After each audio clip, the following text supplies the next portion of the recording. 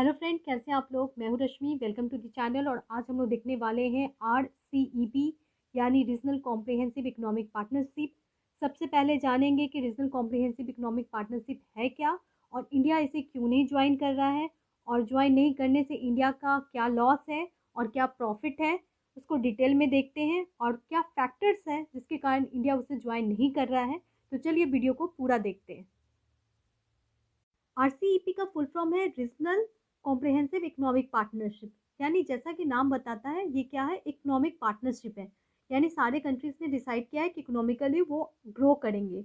और ग्रो कैसे करेंगे? फ्री ट्रेड के द्वारा, एक दूसरे कंट्रीज में फ्री ट्रेड करेंगे। वो टैरिफ या फिर ड्यूटीज नहीं लगाएंगे। इसमें टोटल कंट्रीज कितने हैं? इसमें टोटल कंट्रीज हैं आसियान प्लस FTA। ठीक है, अब ये क्या है इसको देखते हैं। आसियान कंट्रीज टोटल 10 है और plus foreign trade agreement countries total 5 है। पहले इंडिया भी इसका मेंबर था, अब इंडिया इसका मेंबर नहीं है। ठीक है, देखिए अगर हम लोग देखें कि आसियान कंट्रीज में कौन कौन से कंट्रीज है तो वो बहुत ईजिली आपको याद हो जाएगा।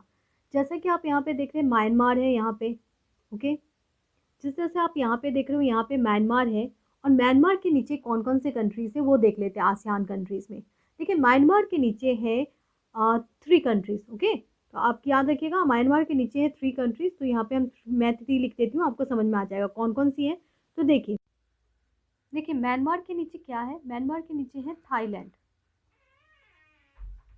ओके, उसके बाद लाओस है और लाओस के बगल में वियतनाम है। ये 3 कंट्रीज आपको दिख रही है, तो यहाँ पे आप याद रखिए 3।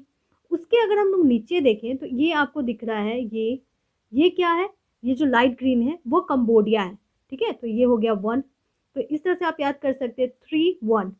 3 हो गया थाईलैंड, लाओस और वियतनाम, और ये हो गया कंबोडिया।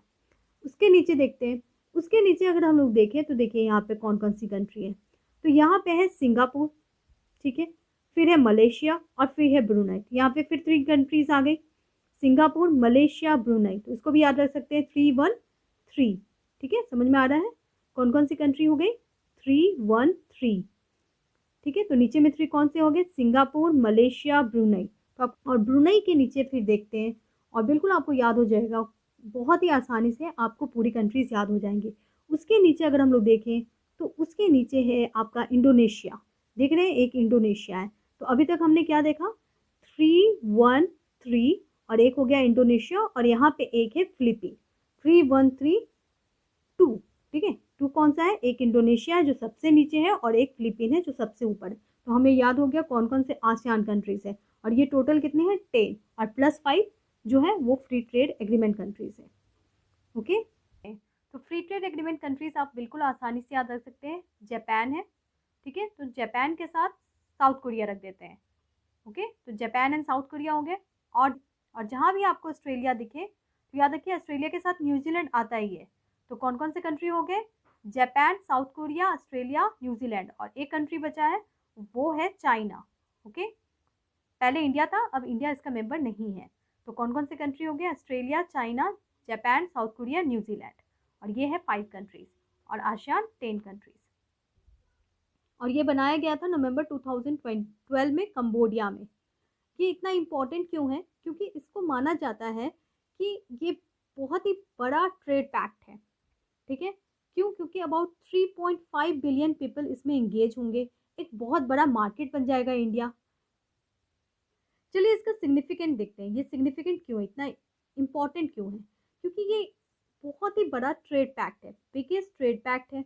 और इसमें अगर कोई भी कंट्री पार्टिसिपेट करती है तो उसको बहुत प्रॉफिट होगा। क्यों? क्योंकि एक बहुत ही बड़ा ग्रुप है, इसमें अबाउट 3.5 बिलियन पीपल है, और $50 बिलियन जो टोटल जीडीपी का है वो इसको कंट्रीब्यूट करेंगे। ठीक है, और इसमें आपने देखा टोटल 15 मेंबर हैं। इसका पर्पस यही है कि मार्केट को फैसिलिटेट करना है, मार्केट को बड़ा बनाना है। थाईलैंड का जो सामान है वो इंडिया में इजली अवेलेबल हो, और इंडिया का जो सामान है वो थाईलैंड में अवेलेबल हो। ऐसा बन सकता है अगर इंडिया इसका पार्ट होता तो।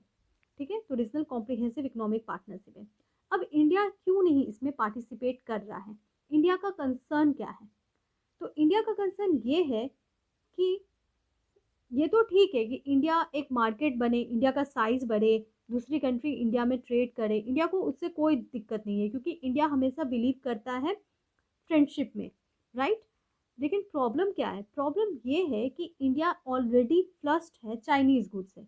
चाइनीज़ गुड इंडिया के मार्केट को बिल्कुल डंप्ड कर दिया है, और जो डोमेस्टिक मैन्युफैक्चर है उनको बहुत ही ज़्यादा लॉस सफ़र करना पड़ता है।